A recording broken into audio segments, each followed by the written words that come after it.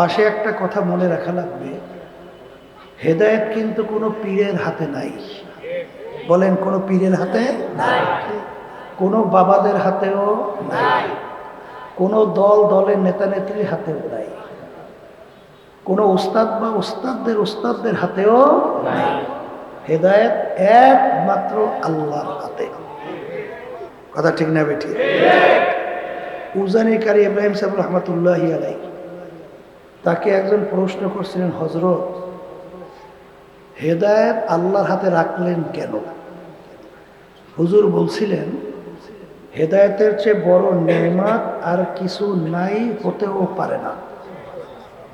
আল্লাহ রাব্বুল আলামিন তার হাতে রাখছে এর জন্যে যে আল্লাহ চায় বান্দা বান্দি আমার কাছে হেদায়েত চাবে, আমি দান করব।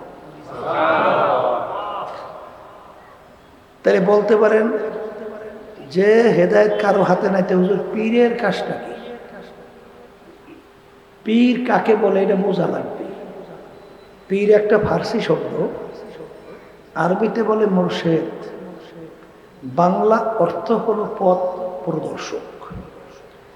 আপনি চিটাগাংয়ের রাস্তা চেনেন না, যে আপনাকে চিটাগাংয়ের রাস্তা দেখাবে সেই হইল পীর। ওই পথে চলা বা না চলার দায়িত্ব আপনার এবং আমার, আর মানজিল মাকসুদে পৌঁছাবার মালিক হলো আল্লাহ। এখন পীর পথ দেখানো, মন গড়া কোনো পথ দেখাতে পারবে না? পারার কারণ কি সেটাও আমাদের জানতে হবে। আল্লাহ রসুল সাল্লাল্লাহু আলাইহি ওয়াসাল্লাম প্রায় 1450 বছর আগে সাহাবায়ে কেরামদেরকে লক্ষ্য করে বলছিলেন, হে আমার সাহাবারা, তারাকতু ফীকুম আমরাইন লাম তাদিল্লু মা তামাসসাকতুম বিহিমা, কিতাবাল্লাহ ওয়া সুন্নাত রাসূল। আল্লাহ রাসূল সাল্লাল্লাহু আলাইহি ওয়াসাল্লাম বলছেন, আমি তোমাদের কাছে দুইটা জিনিস রেখে গেলাম, যদি মজবুত করে ধরতে পারো তোমরা ধ্বংস হবে না, জাহান্নামে যাবে না। কয়টা জিনিস? একটা কোরআনুল কারীম, আল্লাহর কিতাব, আর একটা হলো সুন্নাহ।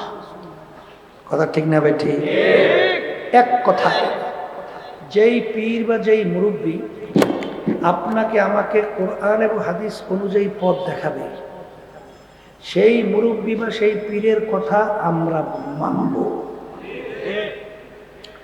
আর যে কোরআন এবং হাদিসের বাহিরে পথ দেখাবে, সে যে হোক, যদি বাপ মাও হয়, বাপ মায়ের কথাও মানা যাবে না। কথা ঠিক না ভাই? ঠিক। তাহলে এখন পীর কাকে বলে বুঝতে পারছি?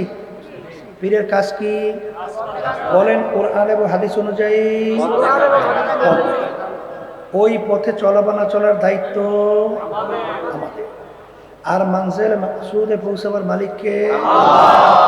পীর তো ভালো কথা, পীরের বাবারও কোনো ক্ষমতা নাই যে কাউকে নাজাত করে জান্নাতের ব্যবস্থা করবে।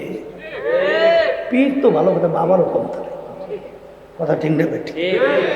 যদি পারতই, আল্লাহ রাসূল সাল্লাল্লাহু আলাইহি ওয়াসাল্লামের চেয়ে বড় পীর, বড় ওলি, বড় গাউস কুতুব দুনিয়া থেকে আসছিল? আসবে কোনোদিন? তাহলে আল্লাহ রাসূল সাল্লাল্লাহু আলাইহি ওয়াসাল্লাম দুনিয়ায় থাকা অবস্থায় তার কলিজার টুকরা সন্তান ফাতেমা রাদিয়াল্লাহু তাআলা আনহা তাকে ইঙ্গিত করে বলছিলেন, ইয়া ফাতেমা তুজি নাফসাকা মিনান নার, হে ফাতেমা, দুনিয়ায় থাকা অবস্থায় নিজে আমল করো, জাহান্নামের আগুন থেকে বাঁচো, এরপরে অন্ধকার কবরে যাইয়া শো।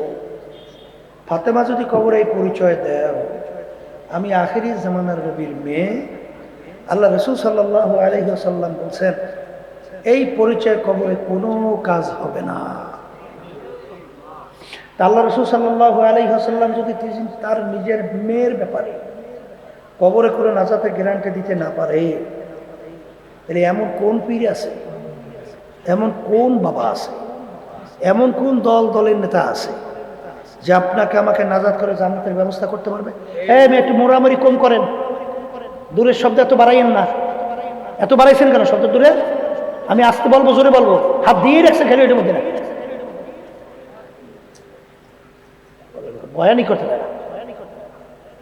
বলছি বাহিরের শব্দ ভিতরের শব্দ একরকমের রাখে। বাহিরে বেশি শব্দ বাড়িলে পিছন থেকে শব্দ এদিকে প্রতিধ্বনি হয়, বেশি কমাইয়েন না। মাহফিল করতেছে।